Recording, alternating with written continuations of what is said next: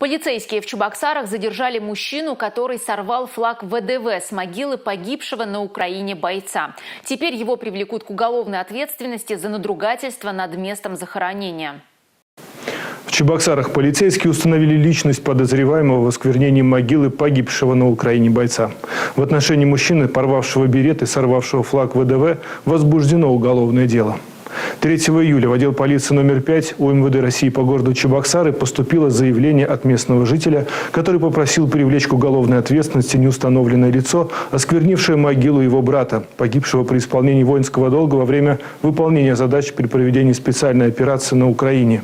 Выехавшая на место происшествия следственно-оперативная группа установила, что на могиле молодого человека порван берет и сорван флаг воздушно-десантных войск. В результате проведения оперативно-розыскных мероприятий сотрудники МВД по Чувашской республике во взаимодействии с коллегами из УФСБ России по Чувашии установили личность мужчины, подозреваемого в надругательстве над местом захоронения старшего лейтенанта. В квартире 32-летнего подозреваемого оперативники обнаружили оставшуюся часть флага.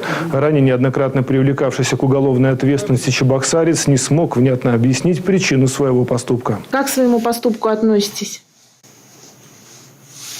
Поступку? Угу.